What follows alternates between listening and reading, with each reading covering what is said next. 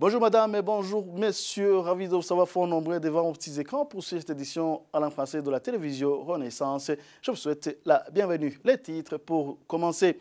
L'avocat belge maître Bernard Mengue assure qu'il se présentera devant la justice pour répondre sur une plainte de Pierre Nkurunziza pour diffamation. Une plainte de Pierre Nkurunziza fait suite à la diffusion en janvier 2016 d'une vidéo sur la chaîne de télévision française France 3.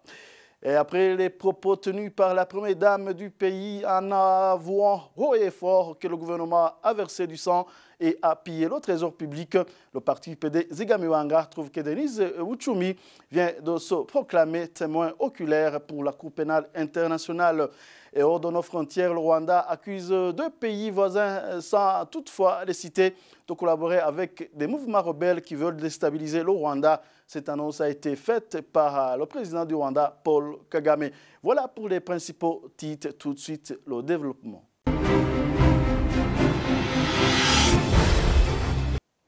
Encore une fois, bienvenue. L'avocat belge maître Bernard Mengue assure qu'il se présentera devant la justice pour répondre sur une plainte de Pierre Nkurunziza pour diffamation. La plainte de Pierre Nkurunziza fait suite à la diffusion en janvier 2016 d'une vidéo sur la chaîne de télévision française France 3. La vidéo montrait des images de personnes assassinées en province Karoussi comme des opposants au régime de Pierre Nkurunziza. Ce dernier a donc porté plainte devant la justice française contre cet avocat et l'écrivain David Gakunzi ainsi que la chaîne de télévision. Ils doivent comparaître les 24 et 25 janvier. Et pour maître Bernard Mengue, cette plainte est un signe que le combat que lui et ses compagnons mènent est important. Suivez-le.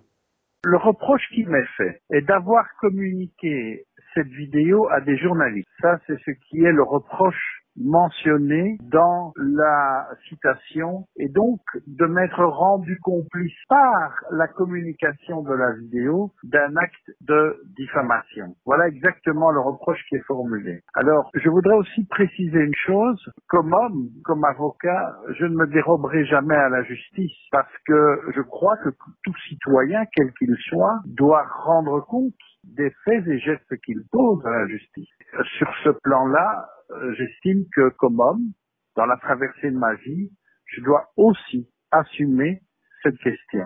Je le fais dans le cas d'espèce en me disant qu'au bout de 40 ans d'exercice de mon métier sans jamais avoir subi la moindre opprobre, je pense que c'est un enjeu important comme homme, comme avocat, comme défenseur, que je sois désigné comme un homme à abattre par M. Nkurunziza. M. Nkurunziza a fait le choix d'essayer de détruire la défense. Et il ne le fait pas par hasard, il le fait parce que il a en face de lui une équipe, un collectif qui a porté devant la justice des dossiers considérables de crimes contre l'humanité.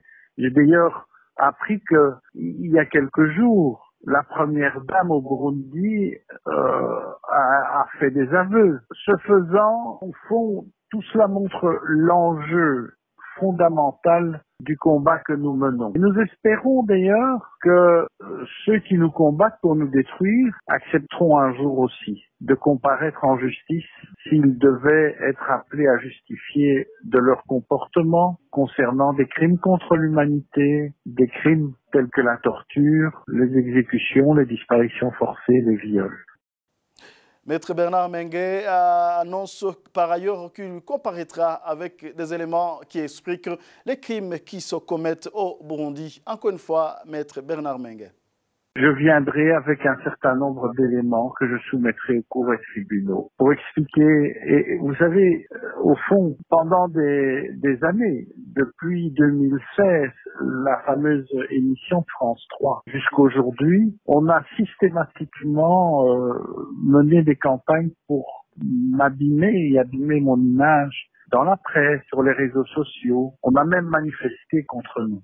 Si vous regardez bien les choses, je n'ai pas réagi, je suis resté très calme. Alors, les 24 et 25 janvier, j'aurai l'occasion de faire deux choses. D'une part, m'exprimer concernant ce qui s'est passé à Karouzi et à quoi a servi la fameuse vidéo. Et d'autre part, d'intégrer ce débat important sur cette vidéo, mais surtout de l'intégrer dans le contexte qui était le sien, c'est-à-dire d'un certain nombre d'actes commis en violation des droits fondamentaux de la personne humaine durant le deuxième semestre 2015 et le premier semestre 2016.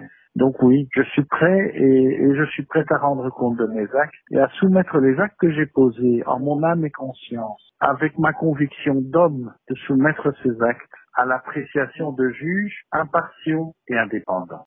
Poursuivons cette édition. La première dame du pays vient d'offrir un cadeau de Noël et de fin d'année au peuple burundais en avoir au effort que le gouvernement a versé du sang et a pillé le trésor public.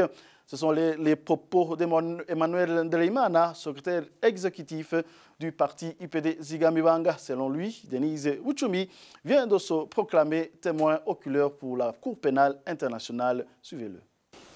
Je dirais que la première dame vient d'offrir un bon cadeau de Noël et fin d'année au Burundais. Tout ce qu'elle a avoué, l'opposition, la société civile, les médias, ne cessaient de pointer le doigt sur tout ce qu'elle a dit. Donc, elle a avoué que tout le gouvernement a le sang plein les mains. Elle a avoué qu'au lieu de travailler pour le peuple, il s'occupe à amasser, à voler, à piller les richesses du pays et à faire des tas et des tas de richesses. Et la preuve en est qu'aujourd'hui, le trésor public est à 0 francs. Voilà. Elle a avoué qu'ils ont tué beaucoup, jusqu'à ramener certains versets de l'Ancien Testament pour nous dire que celui qui a tué par l'épée périra par l'épée. Je me dis que Denise, vous savez, dans un groupe de malfaiteurs, à un moment donné, il y a un qui se dit « trop c'est trop ». Alors, ça a été Denise. Contrairement à ce que son mari venait de dire il y a 2 jours, mais Denise, la première dame aujourd'hui, si je peux l'appeler ainsi, a avoué. Alors, elle est le témoin oculaire de tout ce qui s'est passé, de tout le mal que ce pouvoir a infligé au peuple burundais. Vous savez, les prisons sont pleines des opposants. Vous savez, le Burundi aujourd'hui compte plus de 500 000 réfugiés éparpillés à travers le monde.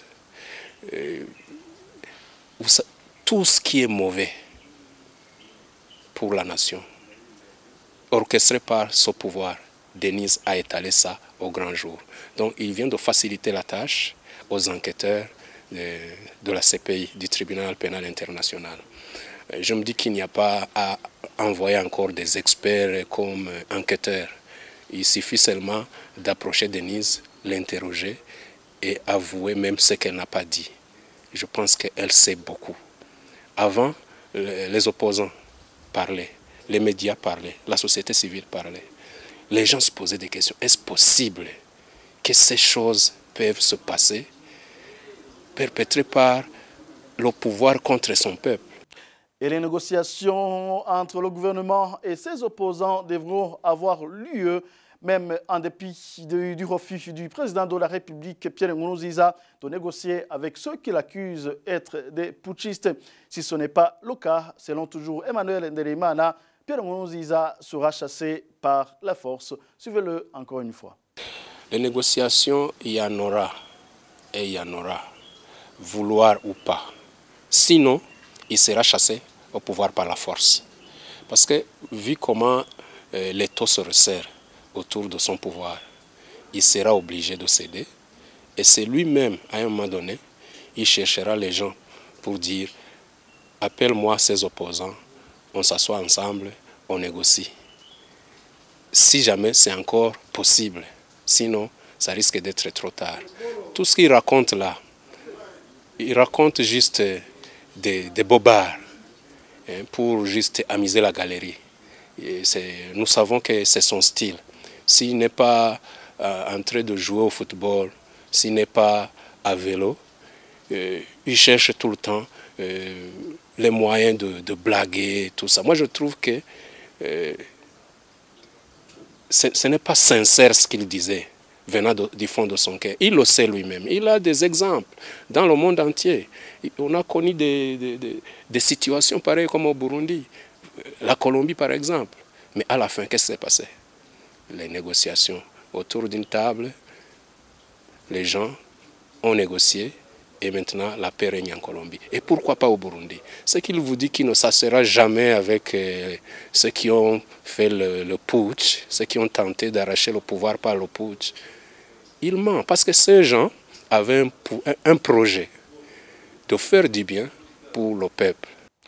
Politique toujours, ils n'abandonneront jamais leur lutte de défendre les accords de paix d'Arusha que Pierre Nkurunziza a violé pour s'éterniser au pouvoir. C'est à travers un communiqué présenté par Jean Minani, le président du Sénared, à l'occasion de présenter les vœux de nouvel an au peuple burundais. Selon lui, le Sénared est toujours engagé dans son combat de ramener un état de droit au Burundi. Je propose de le suivre.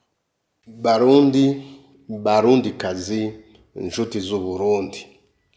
Burundais, Burundaises, amis du pays, l'année de 2018 vient de s'écouler. Nous entrons au nouvel an de 2019. Pour cette charmante journée, je vous souhaite une année de succès, une année de paix, de prospérité, une année de lait et de miel. Qu'elle soit une année à tout Burundais de se débarrasser de ce pouvoir, le régime de Pierre Nkurunziza et son parti, le CNDD-FDD, qui a apporté une malédiction contre notre pays. Au Sénat de Giriteka, comme on en a parlé depuis longtemps, nous nous engageons à continuer notre lutte, de ramener la paix, défendre les accords de paix signés à Arusha, afin de restaurer un état de droit pour le peuple burundais que Pierre Nkurunziza a violé et a supprimé. Nous sommes dans une élite noble, un combat pour la libération de notre pays qui est pris en otage par un groupe de bandits commandé par le président de la République. Pour terminer, je vous souhaite encore une fois bonne année de 2019, une année de réussite, de lumière, de paix et d'une démocratie. Umwaka w'intsinzi y'umuco w'amahoro na demokrasi. Et hors de nos frontières, le Rwanda accuse deux pays voisins, sans toutefois les citer, de collaborer avec des mouvements rebelles qui veulent déstabiliser le Rwanda. C'est le président du Rwanda, Paul Kagame, qui l'a dit dans un message de fin d'année. Mais il ajoute que cette question est déjà connue au niveau de l'Union africaine. Suivez-le. Igihugu cyacu kirakomeye kandi gifite umutekano uhamye. Notre pays est fort. Il dispose d'une sécurité totale et cela restera ainsi. Les relations avec les autres pays africains sont bonnes, mais nous avons des problèmes qui viennent de certains pays voisins. Ils continuent à héberger et encadrer des mouvements rebelles qui prétendent attaquer le Rwanda. Là, je citerai la FDLR, RANC et autres. Ces actions menacent la bonne cohabitation des pays de la communauté est-africaine et la sécurité régionale. Le comportement d'un de ces pays ne m'étonne pas, mais plutôt le deuxième pays. Même si nous disposons de signes qui ne trompent pas, qui montrent une collaboration avec ces mouvements, ce pays le nie toujours. Cette question reste donc sur la table pour être étudiée dans le cadre des pays de l'Union africaine. Iki kibazo turakomeza kukiganira n'abaturanyi bacu mu rwego rw'imikoranire n'imibanire myiza y'ibihugu bya Afurika. Et en République démocratique du Congo, l'Union africaine souhaite que les résultats qui seront proclamés soient conformes au vote du peuple congolais. C'est le contenu de la déclaration du chef de mission d'observation de l'Union africaine dans son pays. Washington dénonce déjà un scrutin qui n'a été ni juste, ni libre, ni démocratique. Toutes ces interventions de la communauté surviennent où le peuple congolais est coupé du monde. Non seulement l'Internet a été coupé, mais aussi des médias comme la Radio France Internationale n'émettent plus au Congo. Les détails avec Thierry Biginidavi. C'est une courte déclaration de Dioncounda Traoré, l'ancien président malien et chef de mission d'observation de l'Union africaine en République démocratique du Congo, qui risque d'avoir des effets planétaires. Lors de sa déclaration préliminaire, la mission de l'Union africaine pour les élections générales du 30 décembre en RDC souhaite fortement que les résultats qui seront proclamés soient conformes au vote du peuple congolais. Cette déclaration intervient 3 jours après le vote de ce dimanche 30 décembre, pendant que les Congolais attendent impatiemment l'annonce des premiers résultats par la Commission électorale nationale indépendante. Du côté des États-Unis d'Amérique, dès le lendemain du scrutin, l'élu républicain Eddie Lois, qui préside le comité des affaires étrangères de la Chambre des représentants, toujours très critique à l'égard du président Joseph Kabila Kabange, enfonçait le clou. Dans un communiqué, il déclare que le scrutin n'a été ni libre ni démocratique. Il ajoute que plus d'1 million d'électeurs ont été empêchés de voter dans ce qu'il présente comme bastion de l'opposition, sans toutefois citer Butembo, Yumbi et Beni, circonscriptions dans lesquelles l'élection a été annulée. Les États-Unis d'Amérique menacent d'adopter de nouvelles sanctions qui pourraient concerner des responsables congolais ayant porté atteinte au processus démocratique. Les autorités de Kinshasa semblent vouloir couper tout contact du peuple congolais avec le reste du monde. Après avoir coupé l'Internet sur toute l'étendue du territoire, Kinshasa a retiré son accréditation à Florence Maurice, la correspondante de la Radio France Internationale en RDC. La quasi-totalité des émetteurs de cette radio ont été coupés dans toutes les villes du pays. Merci à Thierry Wiguindavi. Et voilà, c'est ce qui prend fait cette édition. Merci à vous d'avoir tenu compagnie. À la prochaine.